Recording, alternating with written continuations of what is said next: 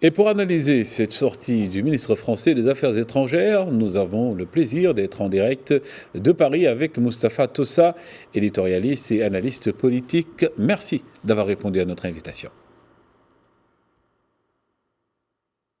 Bonsoir.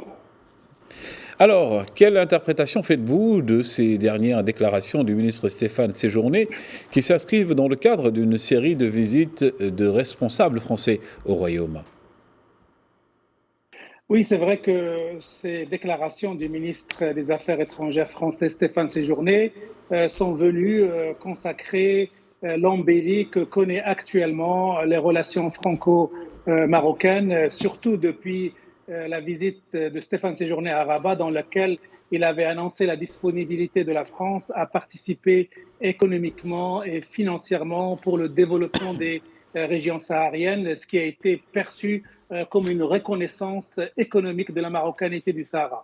Donc, dans cette interview accordée à RFI à France 24, Stéphane Séjourné conforte cette tendance et prépare les esprits pour que demain, la France d'Emmanuel Macron, la France reconnaisse officiellement sur le plan diplomatique la marocanité du Sahara. Et ça en dit long sur le chemin parcouru entre une crise et un froid glacial qui marquait les relations entre Paris et Rabat, et aujourd'hui, ce retour de la chaleur et de la dynamique des relations entre les deux pays qui sont mises sur de vrais rails de coopération et de travail et de collaboration ensemble, que ce soit au niveau bilatéral et au niveau des projets régionaux comme notamment le Sahel ou les pays de l'Afrique de l'Ouest.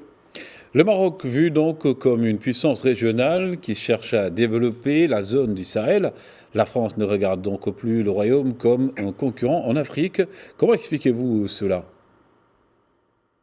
Il faut l'expliquer simplement par un effet de balancier au moment où la France connaît un recul économique, stratégique et militaire dans cette région, au moment où ses relations se sont détériorées pour de multiples raisons avec les pays du Sahel. À ce moment-là, le Maroc est intervenu comme une puissance régionale qui imagine des projets collectifs pour cette région, à commencer par l'ouverture de l'Atlantique pour ces pays du Sahel, a commencé aussi par le projet structurant de la façade atlantique de cette région, piloté par le Maroc. Donc le Maroc joue un rôle extrêmement important et la France a pris conscience de ce rôle, et au lieu de le concurrencer entre guillemets, il voudrait mettre ses pieds dans ceux du Maroc pour pouvoir imaginer des projets collectifs franco-marocains pour développer cette région et en tirer le meilleur bénéfice. Stéphane Séjourné a déclaré lors de son interview sur RFI que pour toutes les questions diplomatiques, c'est au niveau des chefs d'État que cela se gérera.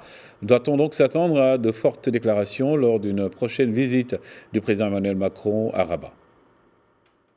Oui, on doit s'attendre prochainement à ce qu'il y ait une annonce de cette visite d'État tant attendue du président français Emmanuel Macron au Maroc.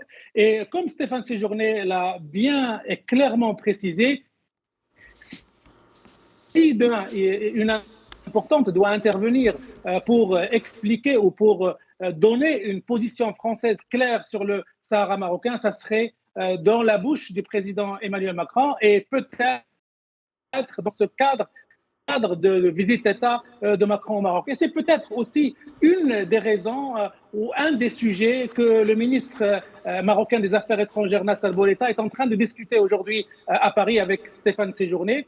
Stéphane Séjourné qui, à cette occasion, a qualifié la relation entre la France et le Maroc de relation unique, et qu'il est en train il a fait une séance de travail avec Nassar Bourita à Paris, sans doute pour préparer la visite d'État d'Emmanuel Macron, au cours de laquelle, normalement, la France doit annoncer la souveraineté, la reconnaissance de la souveraineté pleine et entière du Maroc sur son Sahara.